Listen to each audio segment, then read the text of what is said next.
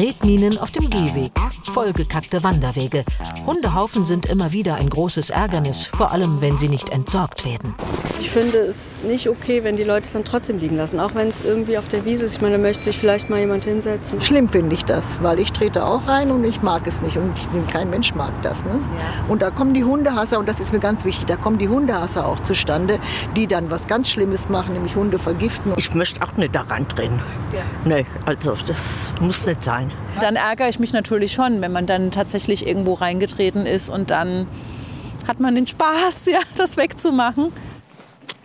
Während manche Hundebesitzer zur Tüte greifen, gibt es einige, die die Hinterlassenschaft ihres Vierbeiners einfach liegen lassen. Tierrechtsanwalt Andreas Ackenheil aus Kleinwinternheim beschäftigt sich täglich bundesweit mit Problemen wie diesen. Muss ein Hundehaufen entsorgt werden?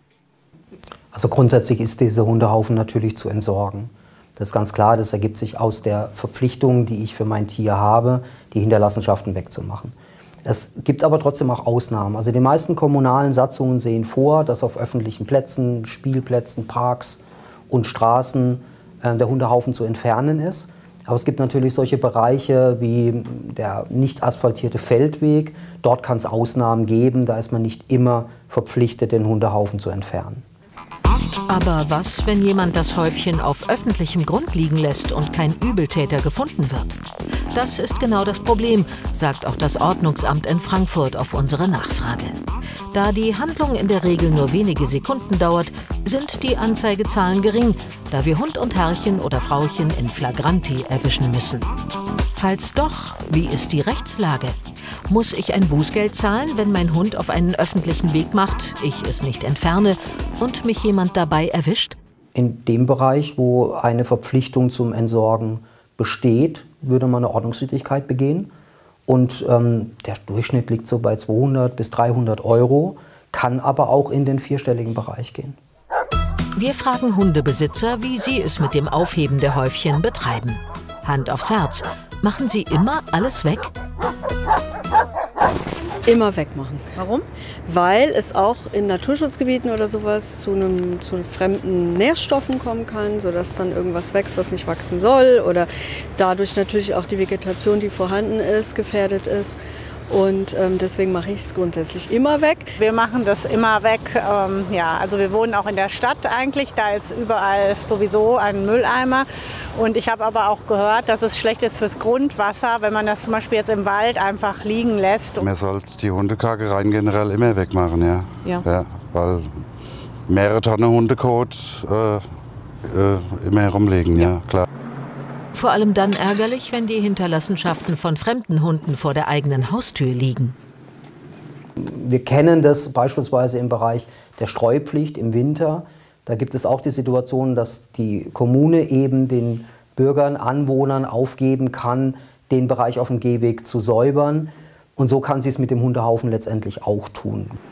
Es sei denn, ich erwische den Übeltäter. In dem Fall kann auch eine Überwachungskamera den Täter überführen.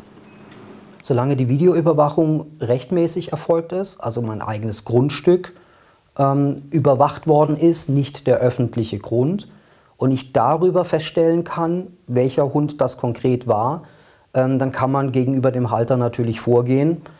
Wir hatten tatsächlich hier in der Umgebung auch mal so eine Angelegenheit gehabt, wo dann das Amtsgericht in Mainz sogar entschieden hat, dass die Kosten, die mit der Videoüberwachung verbunden waren, dem Hundehalter auferlegt wurden. Also dann lieber doch einfach ein Tütchen nehmen und ab in den Müll. Erspart viel Geld, Gestank und Ärger. Auf jeden Fall. Claudia Gabriel von der Stabsstelle Sauberes Frankfurt ist jetzt bei uns. Schönen guten Abend, hallo. Guten Abend, Herr Sie sind Leiterin dieser Stabsstelle. An wen können sich denn jetzt Betroffene wenden, wenn sie sich belästigt fühlen von Hundekot direkt vor der Haustür? An die Ordnungsbehörde, wie eben auch ausgeführt. Das kann das Ordnungsamt sein oder auch die Stadtpolizei. Wenn man den Halter oder die Halterin beschreiben kann, wenn man den Zeitraum eingrenzen kann. Weil, wie gesagt, nur allgemein zu sagen, hier ist ein Hundehaufen, das reicht nicht, sondern man muss es konkret beschreiben können oder eben Halterin oder Halter gesehen haben, dann kann man es eben noch besser ahnden, schreiben. Okay. Wie gehe ich überhaupt vor? Also wenn ich jetzt wirklich vielleicht jemanden sehe, ist gerade passiert, der Hundehaufen wird nicht weggemacht, wie sollte ich ihn ansprechen? Wie sollte ich reagieren? Freundlich ansprechen, das ist immer am besten. Erstmal die Situation einschätzen und sagen, entschuldigen Sie, Ihnen ist anscheinend gerade entgangen, dass Ihr Hund hier was verloren hat zum Beispiel. Also immer sehr freundlich. Und wenn man dann gleich merkt, es kommt eine sehr ablehnende Haltung oder eine aggressive Haltung, immer sich zurückziehen und einfach nur beobachten, beschreiben und dann möglichst genau eben diese Angaben weitergeben. Wichtig ist immer kein Konflikt, nicht in den Konflikt hineingehen. Okay. Sie haben gesagt, Hundehalter haben ja auch so eine Routine, gehen vielleicht jeden Tag zur gleichen Zeit, deswegen kann dann das Ordnungsamt da eingreifen. Aber Fotos machen und Videos, haben wir gehört, ist ja nicht erlaubt. Was raten Sie da? Nein, wie gesagt, am besten ist es genau hingucken. Ja. Man darf Hund und die Hinterlassenschaften durchaus fotografieren, die Person natürlich nicht. Also ist ganz klar, Halterinnen und Halter dürfen nicht fotografiert werden, sondern wenn ausschließlich der Hund und die Hinterlassenschaften. Und Routinen sind eben meistens gegeben. Die Hunde werden zur gleichen Zeit ausgeführt, in der gleichen Runde. Das heißt, auch diese Möglichkeit besteht, einfach bei der Meldung es einzugrenzen, zum Beispiel jeden Abend zwischen 18 und 19 Uhr. Geht die Person hier Gassi und ich habe danach den Haufen vor der Tür. Wie hoch sind die Bußgelder in Frankfurt konkret? In Frankfurt fangen sie an bei 120 €. Das kommt drauf an, wo. Spielplatz deutlich höher und es kommen immer noch mal Verwaltungsgebühren dazu. Und natürlich potenziert sich das bei Wiederholungstätern. Und wie aufwendig ist es für die Stadt, auch die Sachen wegzumachen? Es ist sehr aufwendig, weil man kann sich vorstellen, mit einem Besen durch einen Hundehaufen zu gehen, passt nicht. Deswegen ist es dann so, dass häufig die Nassreinigung eingesetzt werden muss. Also es ist ein zusätzlicher enormer Aufwand. Und ja, es bleibt eben auch eine Zeit liegen, je nachdem, wie die Reinigungsstufe, die Reinigungsklasse ist in dem Bereich. Also wenn einmal die Woche gereinigt wird und kurz danach der Hundehaufen da lag, dann liegt er dann eben auch eine Woche. Ja. Oder wie im Beitrag auch gesagt, wenn Sie selbst verantwortlich sind als Eigner der Liegenschaft, dann und es eben keine Straßenreinigung gibt, die dafür bezahlt wird, gebucht ist, dann müssen Sie das eben auch selbst entfernen oder es ist anzuraten, das zu tun. Keiner mag gerne reintreten.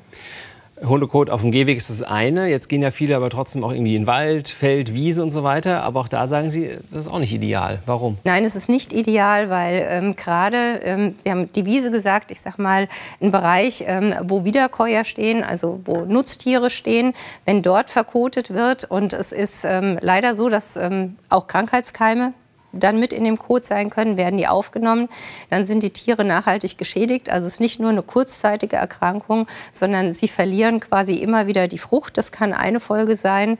Dann aber auch bei Wiesen, wenn die gemäht werden, um dann eben Heu zu verfüttern. Wenn die stark verkotet und verunreinigt sind, dann ist es ein großer Schaden auch für die Landwirtschaft an der Stelle, weil es eben nicht genutzt werden kann. Und das machen sich manche, haben das nicht so vor Augen, die Halter. So schnell ist es eben nicht weg. Es kann bis zu 5 Jahren, können Krankheitserreger dann auch tatsächlich da vor Ort bleiben. Also auch da Tüte mitnehmen, einpacken und nachher entsorgen. Unbedingt. Der richtige Weg. Danke für den Besuch, Frau Gabriel, und die Informationen. Vielen Dank. Ich danke Ihnen, Herr Fischer.